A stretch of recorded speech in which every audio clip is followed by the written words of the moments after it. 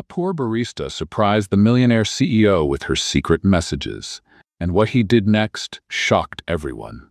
Before we begin, leave a comment telling us which city you are watching from.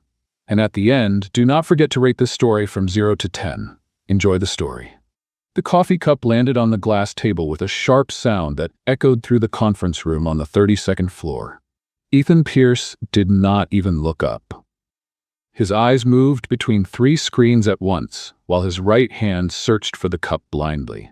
15 executives waited in silence for his next word. The Asian market had closed 20 minutes ago.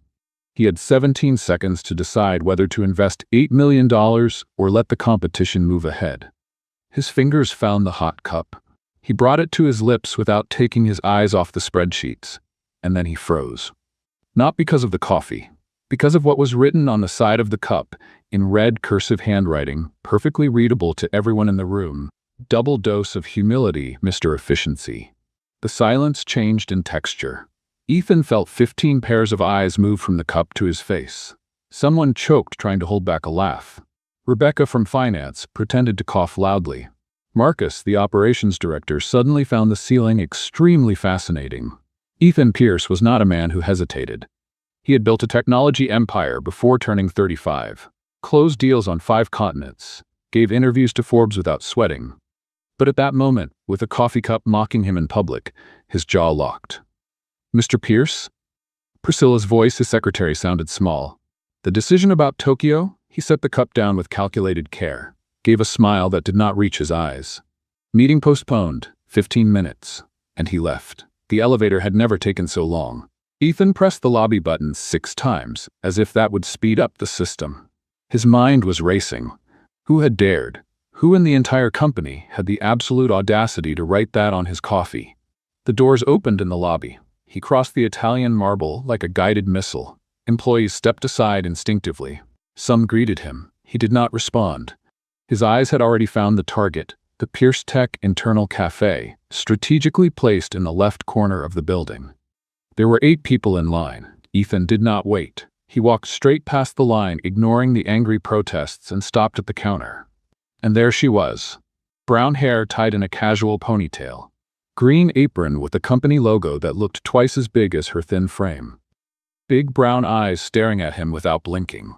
Without fear, without that annoying reverence everyone else had. "May I help you?" she asked, raising one eyebrow in a way that clearly said, "You just cut the line, and I noticed." Who wrote this? Ethan placed the cup on the counter with enough force to make the remaining coffee splash. She looked at the cup, then at him, then back at the cup. "Oh." A tiny smile touched the corner of her mouth. He did not like it? Did not like it? Ethan's voice rose half a tone. Behind him, the entire line had stopped complaining to watch the show. "Do you have any idea who you are talking to?" "I do." She crossed her arms. "You are Mr. Efficiency." Someone in the line laughed, loudly. Ethan felt his neck grow warm. This had not happened since he could not even remember. No one challenged him like this. No one had the courage. No one was so completely... "What is your name?" he asked, forcing his voice to sound controlled. "It is on my badge." She pointed to the small plastic rectangle attached to the apron. Ethan looked. "Lena Morales. Barista. 2 years with the company. 2 years. 2 years this woman had worked in his building and he had never... Look." Lena sighed, as if he were a child insisting on arguing about bedtime. "You order a double espresso with no sugar, no milk, nothing that would make it even slightly pleasant. Every day. For 2 years. Always arriving 3 minutes before 8, always looking at your phone, never saying thank you. I make assumptions about people like that." "You assume?" Ethan could not believe what he was hearing. "I pay your salary."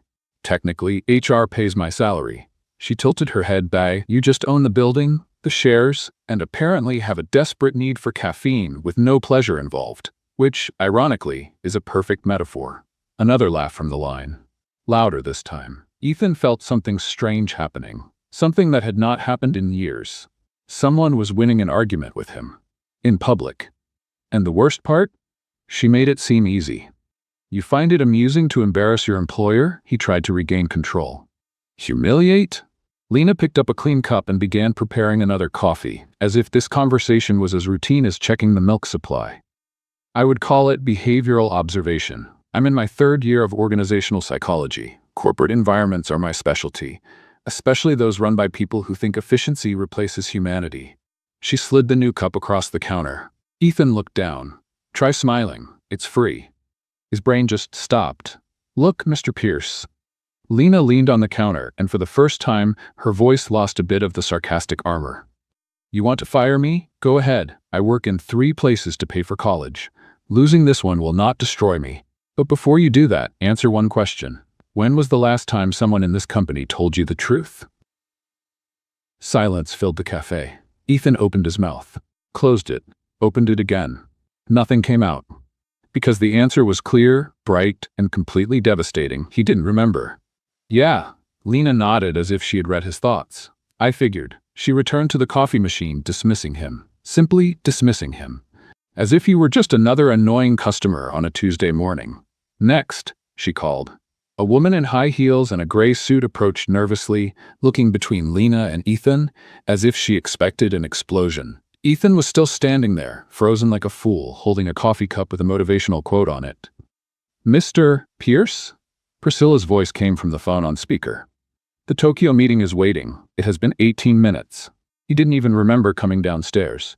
Lena handed the next customer her coffee with a warm and genuine smile she definitely had not given him. Have a wonderful day, Sarah, she said, and Ethan noticed she knew the woman's name. She probably knew everyone's name, except his. No. Wait, she did. She called him Mr. Pierce, but he didn't know hers. Until 30 seconds ago, she was just the coffee girl, the barista, the invisible person who made his drink. Ethan turned on his heels and walked back to the elevator. He said nothing else. But as the doors closed, he looked at the cup in his hand, and for the first time in years, he actually read what was written on it. Try smiling. It's free. A strange sound escaped his throat. It took 3 entire floors for him to realize he was laughing. Ethan Pierce was hiding behind a plant. Not just any plant. A ridiculously large ornamental palm in the lobby, strategically positioned with a perfect view of the cafe. At 7:45 in the morning. Wearing sunglasses. Inside his own building. If anyone from the board saw him like this, it would be a disaster. But he needed to understand. For the past 5 days, something bizarre had been happening. Pierce Tech employees were happy, smiling. Some even whistling in the hallways. Productivity had gone up 4%. In 1 week. And it all started after that coffee. Mr. Pierce? Marcus's voice sounded behind him. Why are you behind the palm tree? Ethan didn't turn around. I'm observing customer flow patterns. Behind a plant. Field analysis requires discretion, Marcus. Right? Marcus did not sound convinced at all. And the sunglasses inside the building are for fluorescent lights. Migraine. Don't you have work to do? Marcus laughed and walked away, muttering something about eccentric billionaires. Ethan adjusted the sunglasses and focused on the cafe. Lena was there, same relaxed posture, same green apron, but this time, he truly observed. Every customer who walked up received not only a coffee, but a personalized message, and they were not generic fortune cookie phrases. Sarah from accounting received, "Your spreadsheets are art, your boss just can't see it." She laughed so loudly that 3 people turned. Thomas from legal, "Contracts will not write themselves, but coffee helps." He walked out standing 2 inches taller. Rebecca, the CFO who had choked during the meeting, "Numbers lie, people don't. Trust your instinct today." She stopped, read it twice, and her eyes sparkled. Ethan felt something strange in his chest. Something like envy? No, impossible. He was a CEO. He did not get jealous of phrases on coffee cups. "She's amazing, isn't she?" a female voice said beside him. Ethan almost jumped. Priscilla was there too, also watching the cafe, holding 2 coffees. I'm not watching anyone," he stammered. "Of course not." Priscilla smiled. "That's why you ordered coffee for your office every day this week and asked me to personally get it from the cafe?" "Great," she noticed. "Employees are creating a group called Coffee Philosophy," Priscilla continued. "They're sharing the quotes they receive. Some people come down 3 times a day just to see what she's going to write." "That is," Ethan searched for the right word, "unproductive." "Is it?" Employee satisfaction went up 22%. HR has never seen anything like it. Priscilla held out one of the coffees to him.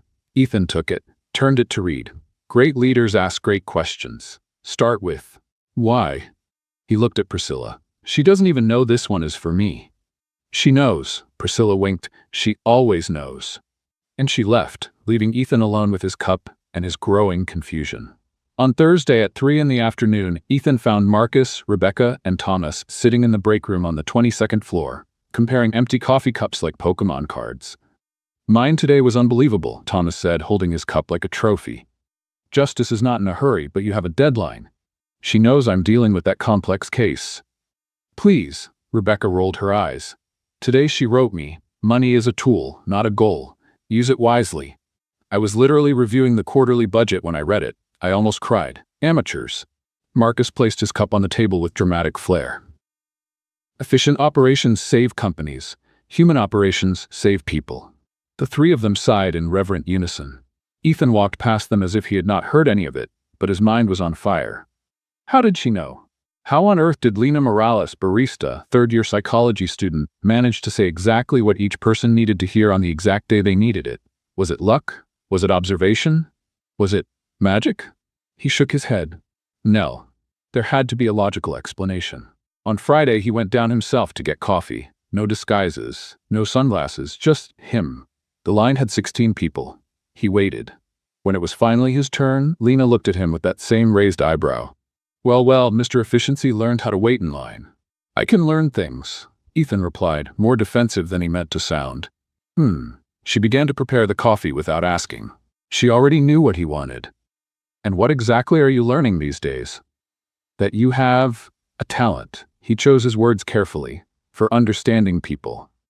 "It's not a talent," Lena said, pouring the espresso. "It's attention. I pay attention. Something most people forgot how to do." "What do you mean?" She stopped and really looked at him. "Sarah from accounting wears her mother's necklace every day. Thomas from legal always reviews contracts on Wednesdays because his wife has yoga class and he's home alone. Rebecca bites her nails when she's nervous, and for the last 2 weeks she's been biting them to the limit." Ethan blinked. "How do you?"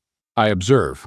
Lena slid the cup across the counter. "And it's not because I'm a genius. It's because I look at people, truly, not through them." She let the last part hang in the air, full of meaning. Ethan picked up the cup slowly. He read the quote. "You have power, but do you have empathy?" He swallowed hard. "Do you do this on purpose?" he asked in a lower voice. "To challenge me?" "It's not a challenge." Lena wiped the counter, avoiding his eyes for the first time. "It's a reminder." "A reminder of what?" She stopped. Her hands stilled over the cloth. When she spoke, her voice carried a hint of something he couldn't identify. Hurt? Tiredness? "That I've worked here for 2 years, Mr. Pierce. 2 years making your coffee every day. And you learned my name 5 days ago." The emotional hit was so strong it made Ethan step back slightly. He began, but he had no defense. None. "Next," Lena called, already turning back to the machine, already dismissing him again. Ethan stood there 3 more seconds, holding a cup that suddenly felt very heavy. Then he left. In the elevator, alone, he reread the quote, "You have power, but do you have empathy?" And for the first time in his life, Ethan Pierce, Millionaire CEO, Stanford graduate, Fortune 500 cover, was not sure of the answer. His phone buzzed. A message from Marcus. "Boss, I just got answers come when we stop pretending we know everything. Is this woman a witch or a psychologist?" Ethan typed back, "Both, apparently." And then, doing something completely out of character, he added, "And maybe the smartest person in this building." He hit send before he could change his mind. The elevator doors opened on the 32nd floor. Ethan looked at the cup one last time before entering his office, and he realized, with a mix of fear and fascination, that Lena Morales had done in 1 week what no million-dollar consultant had ever achieved in years. She had made everyone at Pierce Tech feel seen, including him, especially him. And now he needed to understand why. The Pierce Tech internal app froze 3 times on Monday morning. Not because of a hacker attack, not because of a system failure, but because 243 employees tried to post on the Coffee Philosophy channel at the same time at 8:02 a.m. The IT department had to increase the server capacity because of quotes on coffee cups. Ethan was in his office, watching the digital chaos unfold on his computer screen when Priscilla walked in without knocking. "Well, sir, we need to talk about the barista." "Not now, Priscilla." "HR received 17 transfer requests this morning," she continued, as if he had not spoken, all of them wanting to work closer to the lobby cafe. Ethan turned in his chair. "What?" And marketing is asking for permission to use her quotes in an internal engagement campaign. And someone created a meme of her that already has 480 likes. And wait, Ethan raised his hand. A meme? Priscilla turned the tablet toward him. It was a photo of Lena at the counter, arms crossed, eyebrow raised, with the text, "When your therapist costs $3.50 and comes with caffeine." Ethan could not hold it. He laughed, out loud. Priscilla widened her eyes as if he had just spoken Mandarin. "Mr. Pierce, did you just laugh?" "No," he cleared his throat, regaining composure.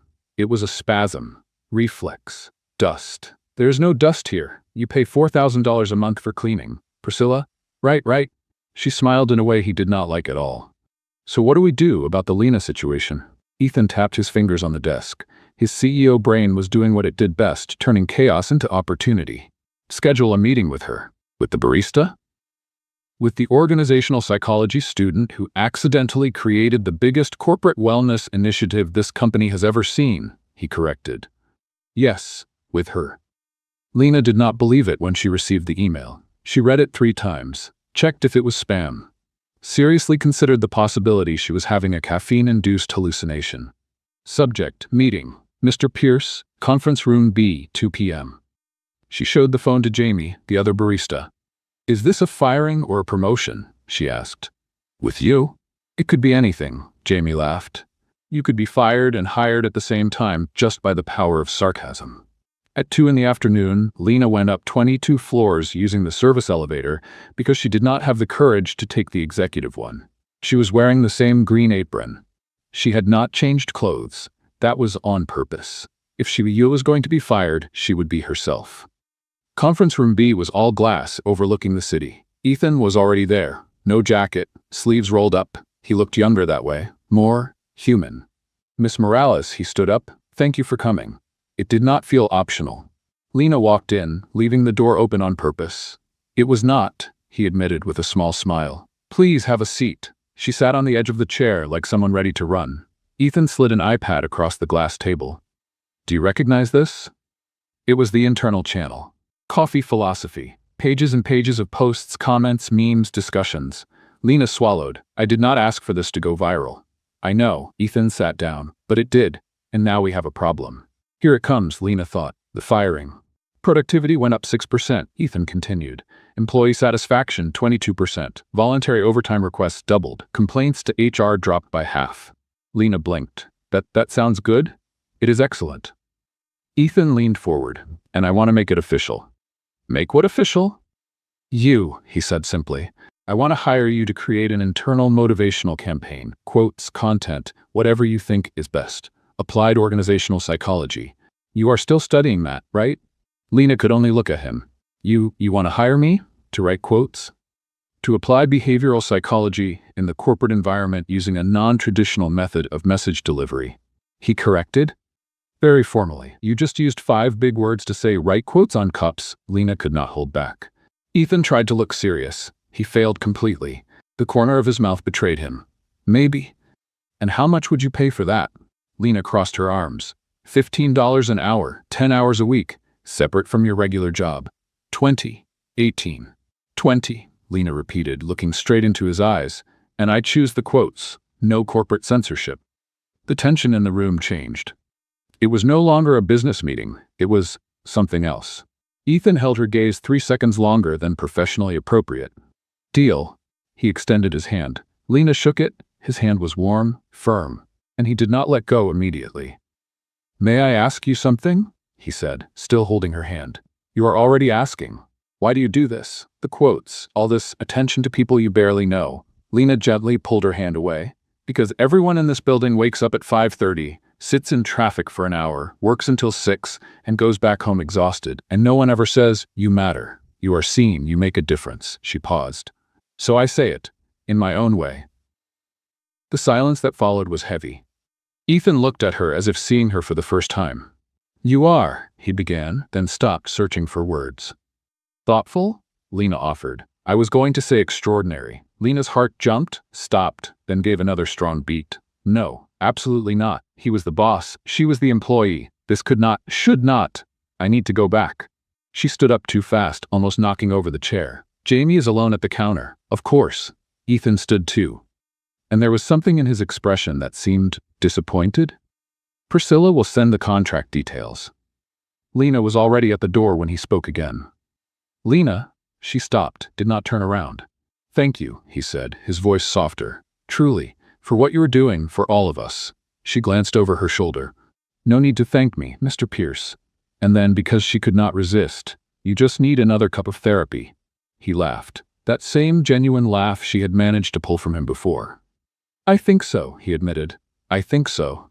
Lena escaped before she did something foolish, like smile back, or worse, enjoy that laugh more than she should. In the elevator, alone, she leaned her head against the cold mirror and whispered to her own reflection. Do not fall for the boss, Lena. For heaven's sake, do not fall for the boss.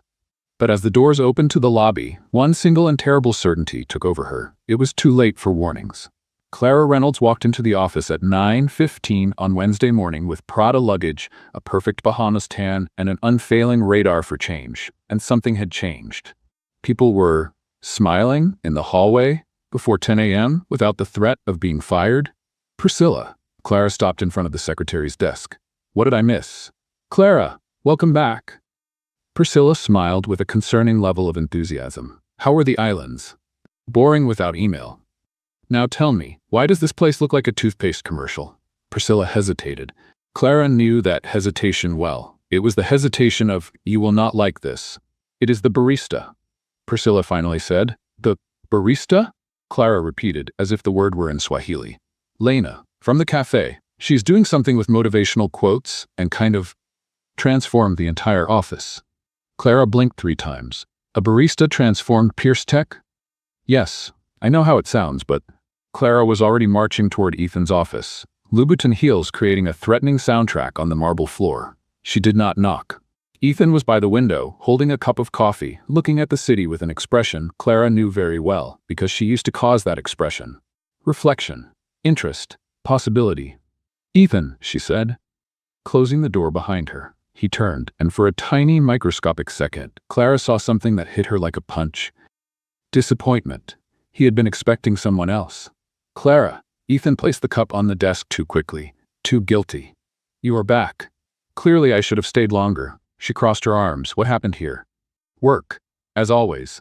You are different. I am the same. You are smiling, Ethan. I saw you smiling at Marcus in the hallway. I smile. You do not smile. You do that thing with your mouth that technically counts as a smile but feels more like a polite warning.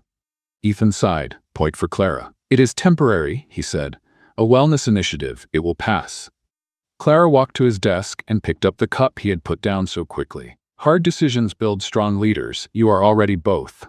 She read it aloud, each word sharper than the last. This is. She searched for the right term. Cheap airport psychology? It is effective, Ethan replied, far too defensive. Oh. Clara knew that tone. It was the tone of, I will defend this because it matters to me. Who writes this? She asked, already knowing the answer but needing to hear it. The barista at the cafe, Lena. She's doing a project. The barista, Clara repeated for the second time in 10 minutes. You hired a barista to do the work of my department? It is not your department, it is marketing, and it has nothing to do. It has everything to do with it. Clara set the cup back down firmly. Corporate wellness is internal branding. It is my area. Clara, I am away for 3 weeks and you outsource my role to someone who serves coffee? It is not about you. The silence that followed was explosive. Ethan took a deep breath, composing himself. Returning to the controlled CEO, Clara knew. I am sorry, he said coldly. That was inappropriate. Your department was not replaced. Lena is doing a pilot project. Small. Nothing official. But Clara had already seen enough. There was something there. Something beyond messages on cups. All right. She forced a smile. Then I will meet this Lena. Professional evaluation. To make sure the company's standards are being maintained. That is not necessary. I insist. Clara was already at the door. After all, I am the vice president of marketing. My responsibility. Lena was cleaning the espresso machine when she felt it. That sensation of being watched. Of being evaluated. Measured. She looked up. A woman was on the other side of the counter. White blazer, immaculate. Blonde hair and professional waves. Makeup that likely cost more than Lena's rent. And a smile that did not reach her eyes. You must be Lena, the woman said. It was not a question. May I help you? Lena replied, survival instinct activated. Clara Reynolds, vice president of marketing. She extended her hand as if granting an audience. Lena shook it. Clara's hand was cold. Oh, Lena said, because O was safe. I heard about your project. Clara glanced around the cafe like she was inspecting something slightly unpleasant.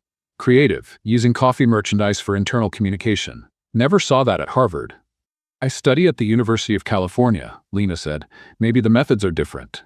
Clearly. Clara smiled more. Worse. How long have you worked here? 2 years. And in 2 weeks you achieved what our HR department has been trying to do for months. She tilted her head. Impressive. Almost too convenient. Lena felt her blood run cold. Convenient? Perfect timing. Unorthodox methods, direct access to the CEO.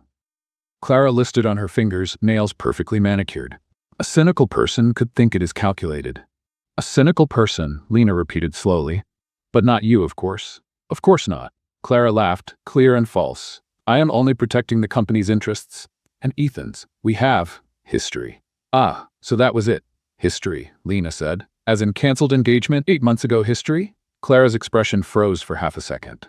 Employees gossip, Lena continued, calmly wiping the counter on purpose. I hear things, part of paying attention. How convenient, Clara replied, pure venom, hearing things, about people, and using it to your advantage. I do not use anything to anyone's advantage. I only help. Of course. Clara turned to leave, then stopped. A piece of advice, Lena, woman to woman. Men like Ethan Pierce are projects, not relationships. They seem broken, it seems like you can fix them, but in the end, you are just another temporary tool. And she left, leaving behind a trail of expensive perfume and a veiled threat. Lena stood behind the counter, heart racing. Jamie appeared from the kitchen. Wow, who was that? She looked like the villain from a Reese Witherspoon movie. Worse, Lena whispered. She is the ex-fiancée. Oh no.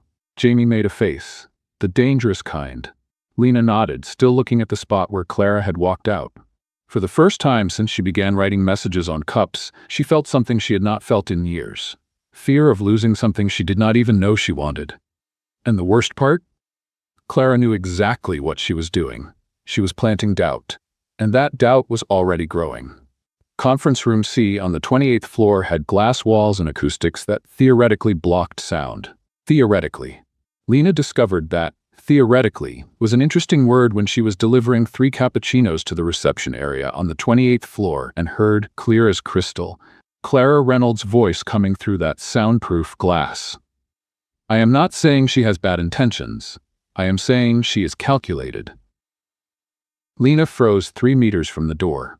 8 executives were sitting around the table, including Ethan, including Marcus, including Rebecca. And Clara was standing, presentation on the screen behind her, gesturing with a laser pointer like a prosecutor in court. Look at the facts, Clara continued, clicking to the next slide. Lena Morales has worked here for 2 years. Invisible. Quiet. Suddenly, 3 weeks ago, she begins direct contact with the CEO through an unconventional method. Lena should leave. She should run. But her feet were glued to the floor. Clara, what are you trying to say with this? Marcus asked, tired. Unregulated psychological influence, Clara said as if it were obvious. She is using basic emotional validation principles to create emotional dependence in key employees. It is manipulation disguised as kindness. Rebecca frowned. You are calling motivation manipulation? I am calling cheap psychology a corporate risk, Clara replied. She has no credentials, no supervisor. She is applying behavioral theory to executives with no oversight at all.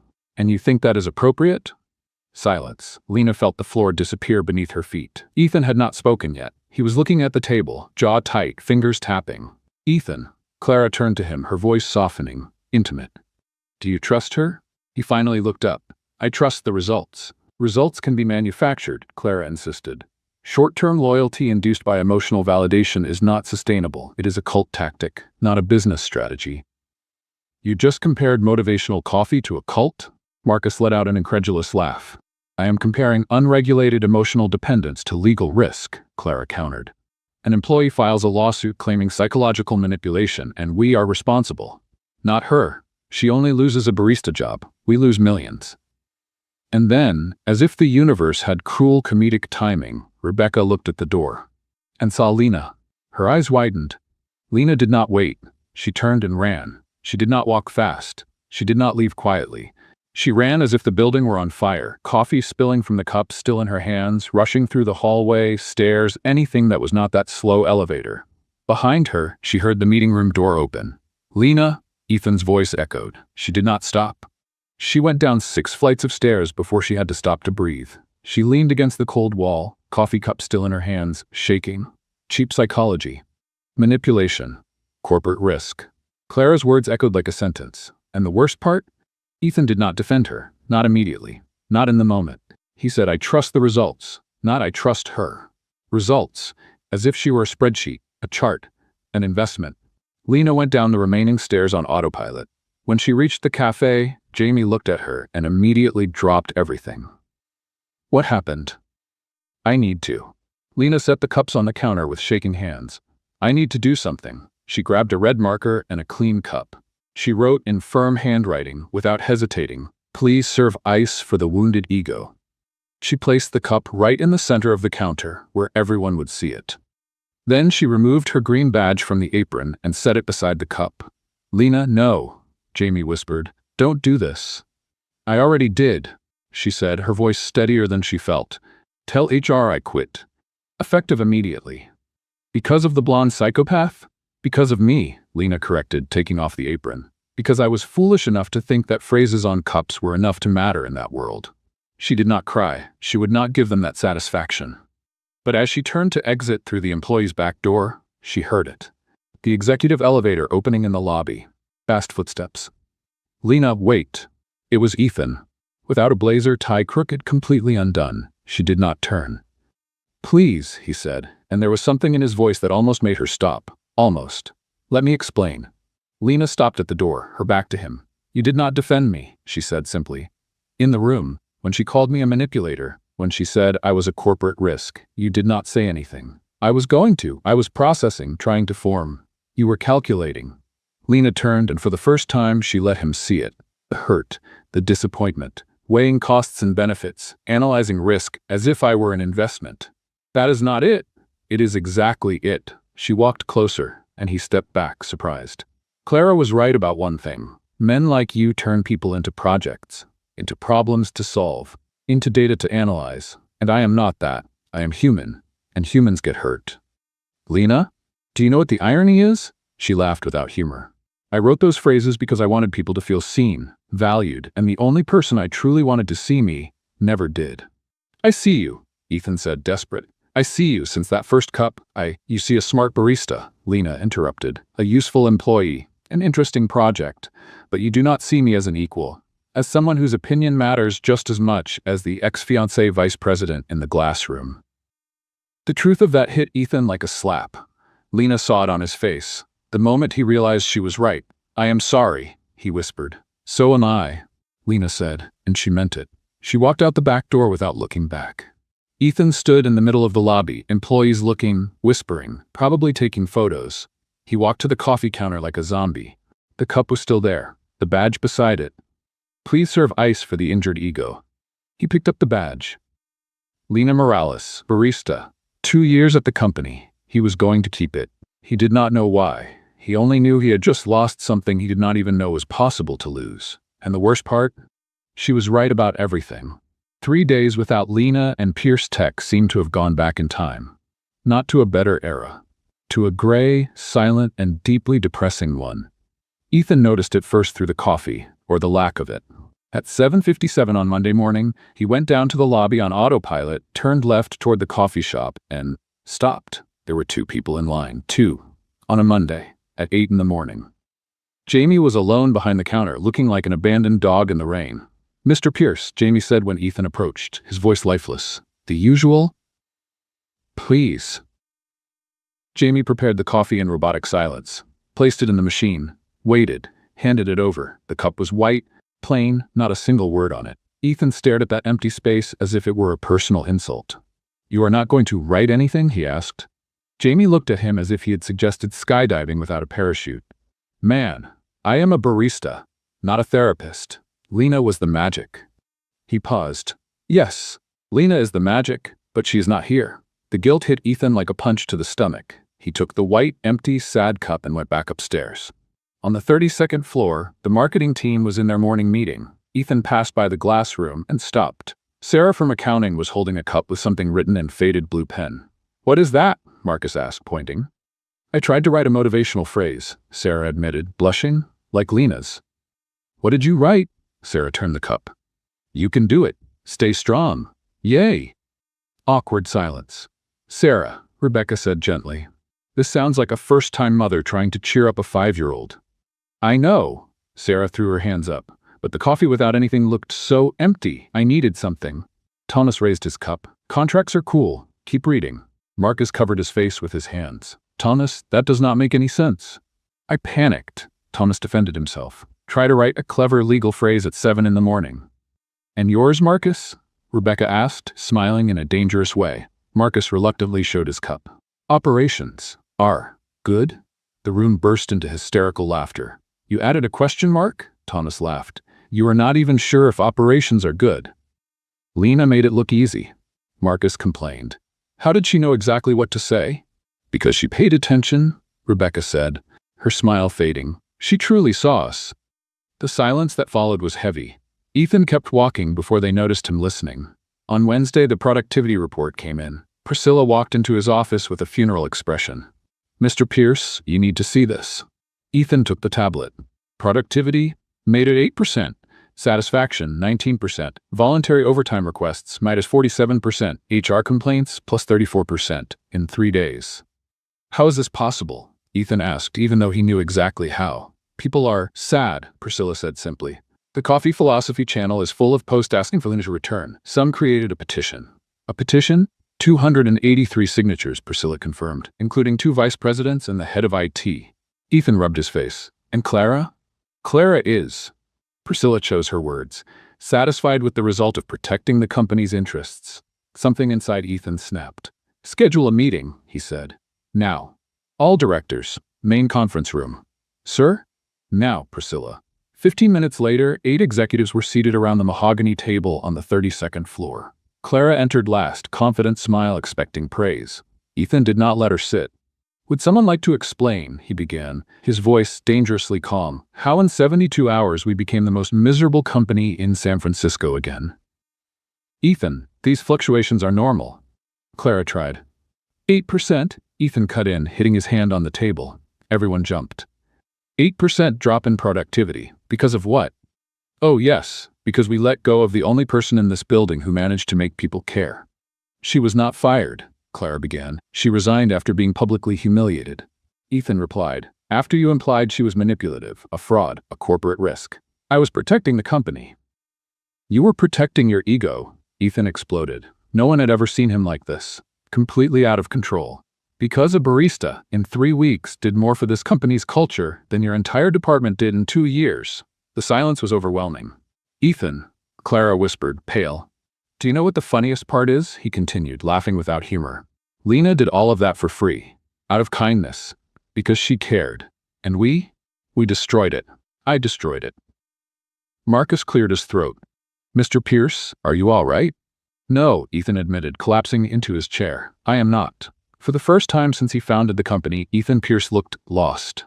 "Meeting canceled," he said, his voice hoarse. "Everyone out." They left in silence. Even Clara left without arguing.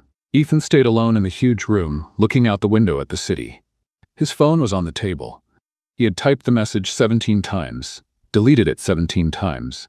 "Lena, I am sorry. Please come back. I was wrong. Too generic. You were right about everything. I am an idiot. Can we talk? Too casual. I miss you. Too true." He deleted it again. He put the phone in his pocket. He picked up the only personal object on the table, Lena's green badge. He still carried it like a pathetic good luck charm. Priscilla walked back in without knocking. "Mr. Pierce?" "What is it, Priscilla?" "You need to see this." She showed her phone. The internal channel. Someone had posted a photo of the last cup Lena wrote on. "Please serve ice to a wounded ego." And below it Marcus had commented, "She gave us self-esteem, purpose, humanity, and we let her go. This company did not deserve Lena Morales." 342 likes. Ethan closed his eyes, and for one terrifying moment, he completely agreed. Ethan Pierce was trying to make coffee at 2 a.m. on Friday and failing spectacularly. The espresso machine in his private kitchen had cost $12,000. It had more buttons than the control panel of a Boeing 747, and it was making a sound it definitely should not be making. "Come on," he murmured to the machine, as if that would help. "Double espresso. No sugar. Just like Lena made it. It cannot be that hard." The machine responded by spraying coffee everywhere except inside the cup. "Perfect," Ethan said to the empty kitchen. "Excellent. Amazing." He gave up and drank straight from the coffee pot. It tasted terrible, bitter, burnt. Nothing like the coffee Lena made. Nothing like Lena. He was cleaning the mess when his phone buzzed. Email from HR. Subject: response to your request. Employee file. Lena Morales. Ethan clicked so fast he almost dropped the phone. He had requested her full file. He wanted to understand. He needed to understand. The document opened. Name: Lena Sofia Morales. Position: Barista. Level 2. Education: University of California, Berkeley. Master's in Organizational Psychology. In progress. Ethan stopped. Read it again. Master's. Not undergraduate. Master's. She was in a master's program, and he had assumed it was undergraduate. Because he never asked. Never checked. Never cared enough to know. He scrolled further. Thesis title: Empathy as an Engagement Tool, Practical Applications of Emotional Validation in High-Pressure Corporate Environments. Ethan read it 3 times. She had not done any of that by accident. It was not luck. It was not natural talent. It was research. Lena was literally conducting an academic study on how to make people feel seen in companies like his.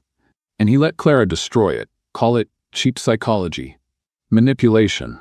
When in reality it was genius, Ethan whispered to the phone. She is a genius. He did not wait for sunrise. At 3:27 a.m., Ethan was dressed in the car, driving to the address listed in Lena's file. Small apartment in Mission District, 3rd floor. No elevator. He ran up the stairs 3 steps at a time, stopped in front of door 3C, took a deep breath, knocked. Nothing. Knocked again. The door next to it opened. An older woman in a robe and hair rollers. "If you are looking for Lena, she is not here," the woman said. "She works 3 jobs, sleeps 4 hours a night. She is rarely home." Ethan felt something break inside his chest. "Do you know where she might be?" "Probably at the Berkeley Library."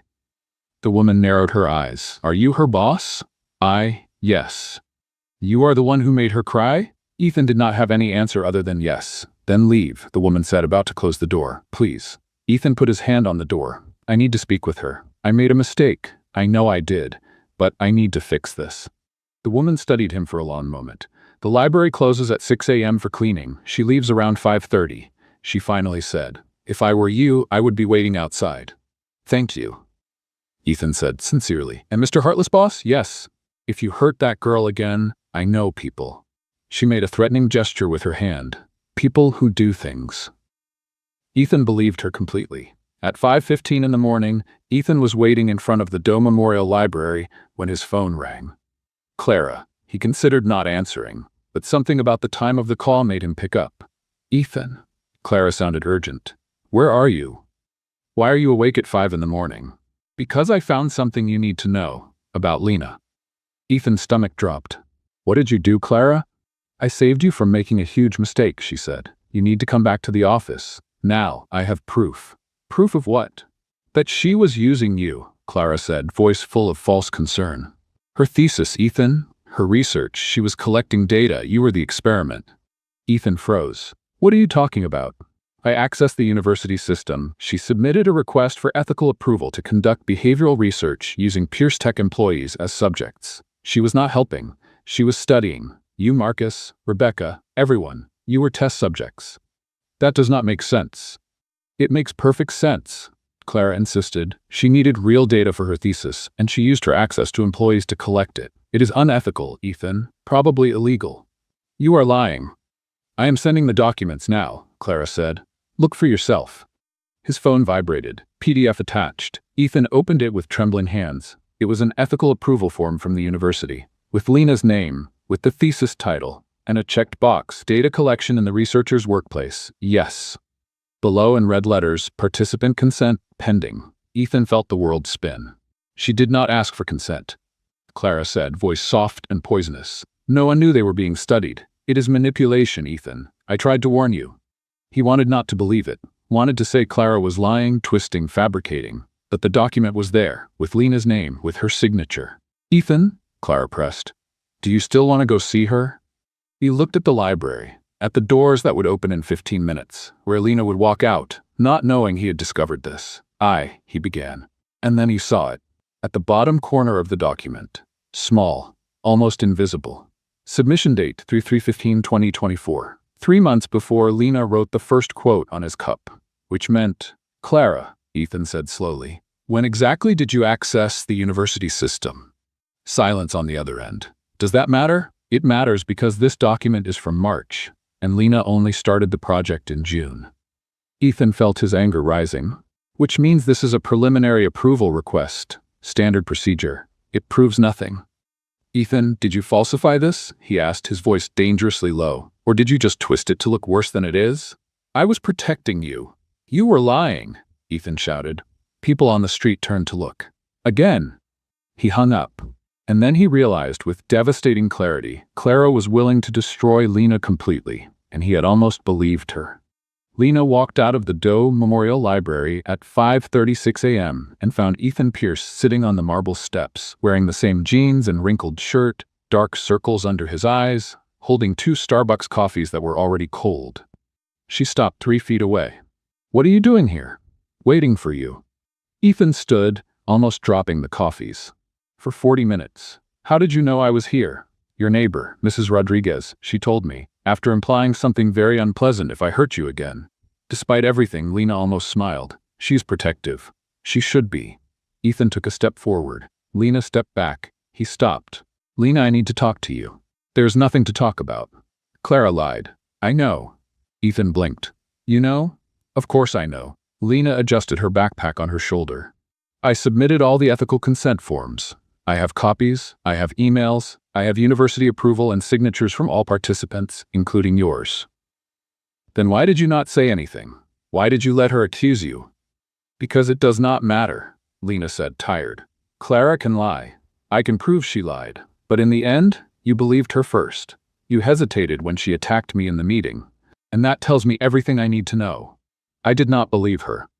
You answered her call at 5 in the morning, Lena countered. I know because she called me right after to brag about it. You answered, you listened, you considered it. Ethan had no defense for that. For 2 seconds, he admitted, his voice unsteady. For 2 stupid seconds, I let doubt in. And I am sorry. I am sorry, Lena. So am I, she said.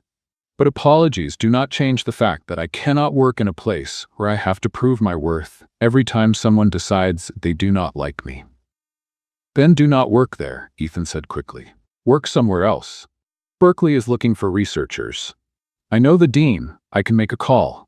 No, Lena cut him off. I do not want your connections. I do not want your help. I do not want anything that makes me feel like I owe you something. You do not owe me anything. I owe you. Exactly, Lena burst out. And I do not want that. I do not want to be the person you need to save to ease your guilt. The silence that followed was heavy. Students were starting to arrive for morning classes. They looked curiously at the two of them. I received an offer, Lena finally said, calmer. Stanford, full PhD scholarship. It starts in January. Ethan felt something break inside him. That is incredible. It is, she agreed. It is everything I always wanted. Then why do you look sad? Lena looked at him, and for the first time since she left, she let him see it. The hurt, the tiredness, the disappointment. Because I wanted you to fight for me, she whispered. When Clara attacked me, when she planted doubts, I wanted you to defend me immediately, without hesitating, without calculating, just believing in me. I do believe in you. Now you do, after the proof, after the documents. Lena shook her head. But I wanted you to believe before, without needing evidence, just because it was me. Ethan had no answer for that, because she was right. I need to go, Lena said, wiping her eyes quickly. I have another job at 7. Lena, wait. I left something for you. In the office, she interrupted. Jamie will bring it today. It is a proper goodbye. I do not want a goodbye. I want you. The words came out before Ethan could filter them. Lena stopped, turned slowly. What? I want you, Ethan repeated, and this time it sounded less desperate and more true. Not as an employee, not as a project. As you, Lena. The woman who made me laugh for the first time in years, who made everyone in the office feel seen, who is smarter than half of my board and braver than all of them together. Ethan. I know I ruined everything. I know I do not deserve a second chance. He continued. But if you let me, I will spend the next 6 months proving that I can be the man I should have been from the beginning. Lena studied him for a long time. 6 months?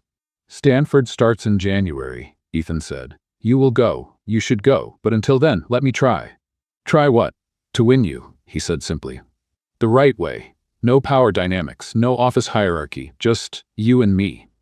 Lena wanted to say no. She wanted to protect her heart. She wanted to be practical. But something in the way he looked at her.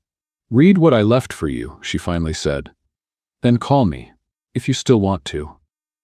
And she left before he could respond. Ethan arrived at the office at 8:45. Jamie was waiting in the lobby with a cup. She made me promise to deliver this personally, Jamie said. Into your hands, no one else can touch it. Ethan took the cup as if it were the Holy Grail. Empathy is an investment that always pays off. He looked at Jamie. Is that all? There is something inside, Jamie pointed. Ethan looked inside the cup, a folded piece of paper. He opened it with trembling hands.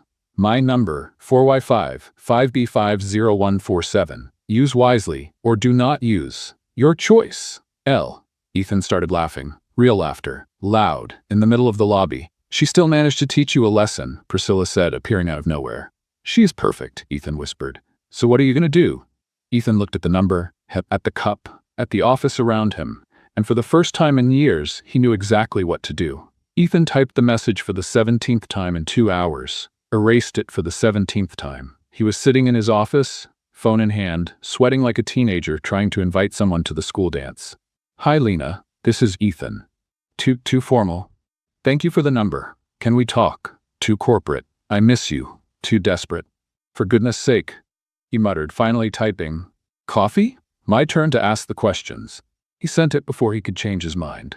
3 minutes passed. 5, 10, nothing. Ethan looked at the phone as if it had betrayed his trust. Technical problems, Mr. Pierce? Kevin's voice, the head of IT, came from the door. He was holding a laptop and had that expression of, I know something you do not. Kevin? Ethan put the phone down too quickly. Too guilty. Do you need something? Actually, you are the one who needs something. Kevin walked in, closing the door behind him. Permission to speak freely? Since when do you ask for permission? Since I realized you are about to do something foolish involving the barista everyone loves and the ex-fiancé everyone hates. Ethan blinked. Everyone hates Clara? Sir, with all due respect, the woman has the charisma of a tax form. Kevin set the laptop on the desk. And I have proof she is worse than that. What kind of proof? Kevin turned the laptop on the screen a series of emails. I monitored suspicious activity on the server after Lena left. Clara accessed the HR system 17 times in 2 days. She modified records, deleted consent forms, planted false reports of inappropriate behavior in Lena's file. Ethan felt anger rising. She falsified official records? Technically, she edited existing records, Kevin made air quotes. But yes, it is fraud, with a capital F, and I have logs of everything. Timestamps, IPs, even the mouse she used. Why are you showing me this? Because in 3 days is the Pierce Tech annual conference, Kevin said. 500 people, investors, press, live broadcast, and Clara is scheduled to give the keynote presentation about corporate culture and innovation. You must be joking. I never joke about irony, Kevin smiled. But here's the good part. I have access to the presentation system, and I can do many interesting things with the presentation system. Ethan studied him. You are suggesting sabotage? I am suggesting justice with cinematic production, Kevin corrected. But I need executive approval. So, Mr. Pierce, do you want to fire Clara quietly, or do you want to make her a public example of why no one messes with baristas who are getting a master's degree at Berkeley? For the first time in days, Ethan smiled. Truly smiled. I want option 2. Excellent. Kevin clapped his hands. I will need 3 days, full server access, and a pretext to keep Clara distracted. She's busy preparing her presentation. Perfect. Let her prepare. Kevin picked up the laptop. It will be even more satisfying when everything falls apart. He was already at the door when Ethan spoke. Kevin? Yes? Why are you doing this? For Lena? Kevin turned, serious for the first time. Lena wrote on my cup, codes break. People should not. On the day I found out my mother was unwell. He paused. She did not know, but somehow that phrase held me together. So yes. For Lena, and because Clara is terrible and someone needs to stop her. Kevin left, and Ethan was alone with racing thoughts. His phone vibrated. A message from Lena. Ethan grabbed it so fast he almost dropped it. Busy this week? Maybe after your company's conference? I heard it will be interesting. Ethan frowned. How did she know about the conference? He typed back, will you be there? The reply took 5 minutes. Maybe, if it is worth it. Then, prove it. And then nothing. She stopped responding. Ethan tried 3 more messages. All read. No reply. She is testing me, he said to the empty office. His phone rang. Marcus. Boss, can we talk about the conference? What about the conference? Clara is planning to use the presentation to reposition the narrative about the recent HR incident. Marcus sounded worried. Translation, she will throw Lena under the bus publicly. Ethan gripped the phone tightly. Not if she has no stage. What do you mean? Do you trust me? I always have, boss. Then make sure the conference happens exactly as planned. Do not change anything. Let Clara think she is in control. And she is not? She is about to find out she never was. Ethan hung up. Friday turned into Saturday. Saturday turned into Sunday. Ethan sent 12 more messages to Lena. She replied to exactly 3. Busy. Studying. Not yet. Each 2-word answer hurt more than the last. Sunday night, Ethan was in the office with Kevin, reviewing the plan for the 1000th time. Do we have everything? Ethan asked. Clara's falsified emails? Check, Kevin listed. Unauthorized access records? Check. Audio recordings of the meeting where she defamed Lena? Check. And my masterpiece, a video montage showing every time Clara lied in the last 6 months? Double check. Is this legal? It is technically complicated, Kevin admitted, but morally satisfying. Ethan took a deep breath. What if Lena does not show up? Then we do this for her anyway, Kevin said. But something tells me she will show up. How do you know? Kevin smiled. Because Lena Morales does not miss a good plot twist. And tomorrow, it will be the best plot twist this company has ever seen. Ethan looked out the window at the city still sleeping. In 12 hours, the annual conference would begin. In 12 hours, Clara would be exposed. In 12 hours, he would have the chance to prove to Lena that he had changed. If she showed up, if she forgave him, if it was not too late. The Hilton Grand Ballroom was filled with 500 people, 20 cameras, and 1 liar about to be exposed. Clara Reynolds stepped on stage at 10 a.m. sharp, wearing a power red dress, high heels, and a smile that could sell a refrigerator to an Eskimo. Ethan sat in the front row, sweating, checking his phone for the 100th time. No sign of Lena. Kevin was in the sound booth in the back, headset on, fingers over the keyboard like a pianist about to play a revenge symphony. Good morning, everyone, Clara began, her voice echoing perfectly through the speakers. What a joy to be here celebrating another amazing year at Pierce Tech. Polite applause. Ethan did not clap. Today I will present our new corporate culture initiative. Clara clicked and a slide appeared. Empathy 2.0, humanizing the workplace. Ethan felt bile rise. She was stealing Lena's work, word for word. In recent months, we have implemented an innovative pilot program. Clara continued, gesturing dramatically, where we used personalized communication to increase engagement. The results were extraordinary. Another slide, charts, numbers, all the data Lena had collected. Marcus, seated beside Ethan, whispered, She is presenting it as if it was her idea? Not for long, Ethan whispered back. Clara clicked for the next slide. Methodology, strategic emotional validation. Using basic behavioral psychology principles, she began. And then the slide changed. Clara had not clicked. The slide changed by itself. A giant photo of Lena behind the coffee counter appeared, writing on a cup. Caption, the real creator, Lena Morales, Masters in Organizational Psychology, UC Berkeley. Clara froze. The audience murmured, What? Clara turned toward the sound booth. Who is controlling this? Kevin waved, smiling. Another slide. An email from Clara to HR. Remove all credits from Lena Morales in the project records. Date, 3 days ago. The murmuring grew louder. Clara turned pale. This is a technical error, she tried to laugh. Kevin, can you fix this? It is not an error. Ethan's voice echoed as he walked onto the stage. It is the truth. 500 people turned to look. The cameras shifted, focusing. Clara stepped back. Ethan, what are you doing? What I should have done weeks ago. He took the remote from her hand. Excuse me. He clicked. A series of emails began appearing, one by one, each more incriminating than the last. Clara to HR, make sure Lena Morales' file includes inappropriate behavior. Clara to marketing, redirect all credits from the empathy project to my department. Clara to Ethan, deleted, she's a threat. We need to remove her before she causes more harm. The room fell into complete silence. Clara tried to grab the remote back. "This is out of context. You cannot." "I can," Ethan said, his voice firm, "and I will." Next slide. Audio. Clara's voice came through the speakers, crystal clear. "She is using cheap psychology to influence the CEO. It is manipulation disguised as kindness. Corporate risk." The room erupted into whispers. Reporters started typing furiously. Investors exchanged worried looks. Clara looked at Ethan with pure hatred. "You will pay for this." "No," Ethan said calmly. "You are already paying." And then, from the back of the room, a female voice cut through the chaos. "May I speak, Mr. Efficiency?" Ethan turned so fast he almost fell off the stage. Lena. She stood in the center aisle, holding a microphone Kevin had somehow provided, wearing jeans, a simple Berkeley top, and that raised eyebrow smile he had missed so much. The whole room turned to look at her. "Who are you?" an investor asked. "Lena Morales."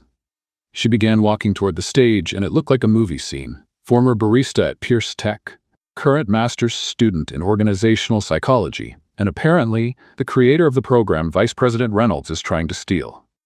Clara opened her mouth, closed it, opened again. Nothing came out. Lena stepped onto the stage with the confidence of someone who had both truth and evidence on her side. "May I?" She held out her hand for the remote. Ethan handed it to her without hesitation. Lena clicked. A new presentation began, hers. Empathy as Investment, the Real Study. In the last 4 months, I conducted research approved by UC Berkeley's Ethics Committee on the application of emotional validation in corporate environments, Lena said, her voice clear and professional. All participants signed informed consent. All data was collected ethically, and all results were documented. Next slide. The consent forms. With signatures. The project was more successful than expected. Productivity went up 8%, satisfaction 23%. Turnover dropped by half, Lena continued. Not because I manipulated anyone, but because I treated people as people. Applause began. Quiet at first, then stronger. So when Vice President Reynolds accused me of manipulation, of cheap psychology, of being a corporate risk, Lena turned to Clara, who was visibly shaking. I could have taken legal action, for defamation, for workplace harassment, for career sabotage. Clara swallowed hard. But do you know what I did? Lena smiled. I left, because I learned that it is not worth fighting with people who confuse empathy with weakness. She turned to the audience. And I accepted a full PhD scholarship at Stanford. I start in January. So thank you, Mrs. Reynolds, Lena said with a sarcastic bow, for showing me that I deserve better than this. The room erupted in applause, a standing ovation. 500 people applauding Lena. Clara tried to exit the stage. Ethan blocked her. You are fired, he said, loud enough for the microphones to catch it. For cause, effective immediately. Security will escort you. 2 guards were already walking up. Clara looked at Ethan, then at Lena, then at the cameras recording everything. You will regret this, she hissed.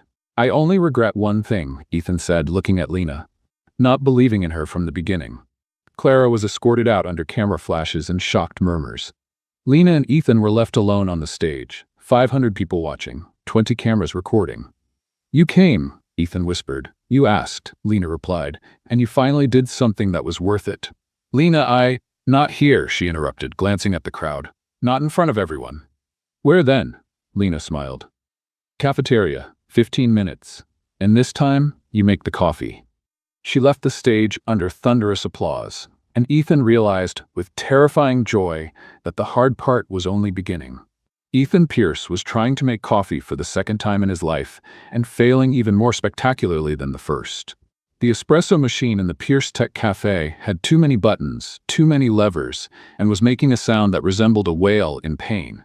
You are torturing the poor thing, Lena said, appearing behind him exactly 15 minutes later as promised. I am trying to make a cappuccino, Ethan replied, desperate. How do you make this look so easy? Practice. Lena leaned against the counter, arms crossed, amused. And natural talent, and 2 years of experience, and you are using the wrong steam. There's a right and wrong steam? Ethan, you are trying to foam milk with the cleaning lever. He looked at the machine, then at the lever, then back at Lena. Oh, yes. Oh, she laughed, that laugh he had not heard in weeks, and that he realized he had missed deeply. Move, let me do it. No. Ethan blocked the machine with his body. You said I had to do it. I said that as a metaphor for you needing to make an effort. not to literally destroy $12,000 worth of equipment. 12,000? Ethan looked at the machine with new respect. For making coffee? Welcome to my world. Lena gently moved him aside and took over. Her fingers moved across the buttons like a pianist. Now sit and let me work. Ethan sat on a stool, feeling strangely like a child being disciplined. You were incredible up there, he said after a moment. I know. Lena did not look at him, focused on the coffee. I practiced in the mirror for 3 days. You knew I was going to do that? Kevin called me, she admitted. Saturday night, told me the whole plan, invited me to take part. And you almost did not come. I almost did not come, Lena corrected, pouring perfectly steamed milk into the cup. But then I thought, when else will I have the chance to publicly humiliate the woman who tried to destroy my career? Revenge suits you. Justice. Lena slid the perfect cappuccino across the counter. There is a difference. Ethan picked up the cup. Perfect latte art in the shape of a heart. Is this on purpose? Everything I do is on purpose. Lena began making her own coffee. You should know that by now. Comfortable silence as she worked. Lena, Ethan began. If you are going to apologize again, you do not need to, she interrupted. You already did that, publicly, in front of 500 people and 20 cameras. It was enough. But it was not sincere enough. Lena finally stopped and looked at him. Then say it, for real this time. Ethan took a deep breath. I spent my whole life building empires, closing deals, being efficient. And somewhere in the process, I forgot how to be human. He paused. Until you wrote that first quote on my coffee cup, and suddenly, for the first time in years, I felt something. Anger? Lena offered with a half smile. Curiosity, he corrected. And then interest. And then, you. I felt you. Your attention. Your care. The way you saw people. Ethan looked directly into her eyes. And I treated you like a project, like a problem to solve, like another item on my efficiency list. And I'm sorry, not only for not defending you, but for not seeing you until it was too late. Lena held his gaze for a long moment. Okay, she finally said. Okay? Okay, I accept. Lena finished her coffee. But I am not coming back as a barista. I know. Stanford, January. You are going. No, Lena said. I mean, yes, I am going. But before that, if you're being sincere about everything you said, I have a counteroffer. Ethan leaned forward. I am listening. You need a chief culture officer, Lena said. Someone who understands organizational psychology, corporate empathy, and how to make people feel seen. Someone who will not accept your decisions just because you are CEO. You are applying? I am demanding the position, Lena corrected. 3 months until Stanford starts, fair salary, full autonomy, and no interference from you. None? Well, she smiled, some interference is fine, but only if it is interesting. Ethan laughed. And how do I know if it will be interesting? You do not know. Lena extended her hand. It is part of the risk. So, Mr. Pierce, do we have a deal? Ethan shook her hand, held it 1 second longer than professionally necessary. How much do you want for the salary? You can pay me in cappuccino, Lena said, eyes shining. The comedic timing was so perfect that Ethan burst into laughter. Real, loud, unrestrained. You are not serious. Of course not. Lena pulled her hand back. I want $80,000 for 3 months, health insurance, and a glowing recommendation for Stanford. $100,000, Ethan countered, and a letter of recommendation that will make the dean cry. Deal, Lena smiled, but there is one final condition. What is it? You need to come down here every day, in person, get your own coffee, and have real conversations with real people. She tilted her head.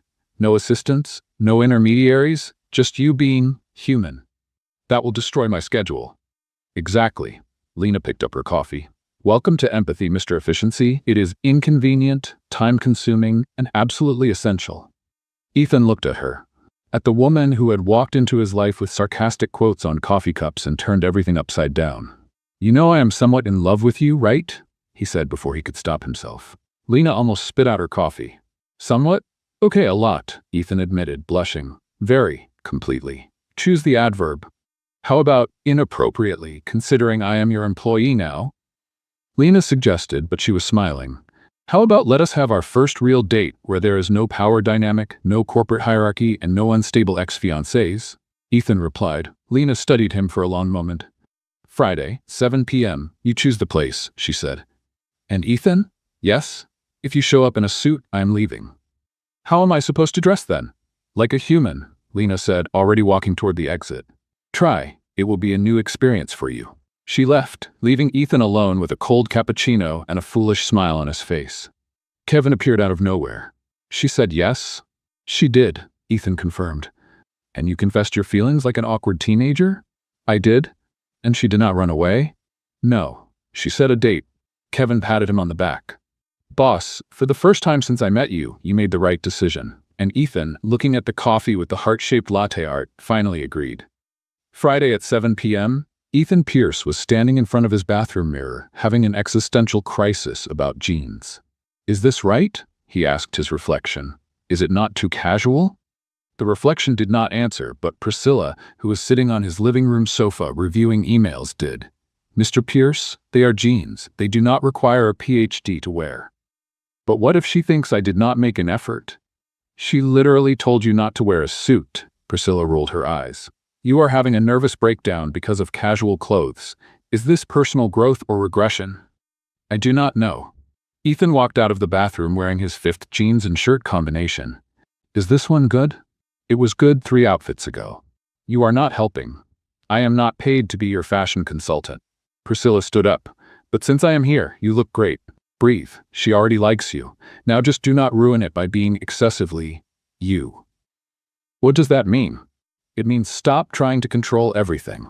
Priscilla grabbed her bag. Be spontaneous, or in your case, try to be spontaneous. Good luck. You will need it. She left, leaving Ethan alone with his anxiety and a bottle of expensive cologne he was not sure he should use. He used it. 2 sprays. Then 3. Then he showered again because he smelled like a perfume store. He arrived at the restaurant at 7:17, late for the first time in his life because he had to change clothes 6 times.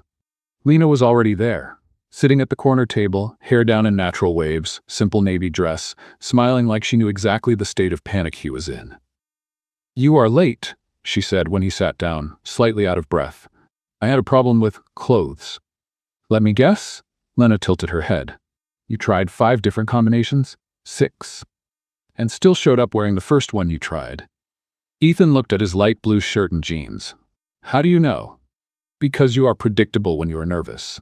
Lena picked up the menu. It is sweet, in a pathetic and endearing way. Endearing? Attractive in a non-traditional way, she translated. Are you going to order wine, or will you spend the next 10 minutes analyzing the list? You know me too well. Not yet, Lena said, and there was weight in those words. But I am starting to. Dinner was surprisingly easy. They talked about everything, about the conference. About Clara being escorted out of the building by security while shouting legal threats. About Kevin becoming the office's instant hero. About Stanford and Lena's plans. Are you afraid? Ethan asked when dessert arrived. Of Stanford? No, Lena said. Of leaving San Francisco? A little. Of leaving. She paused, looking at him. Unfinished things? Yes. Unfinished things? You know what I mean. Ethan knew. 3 months is not a long time, he said softly.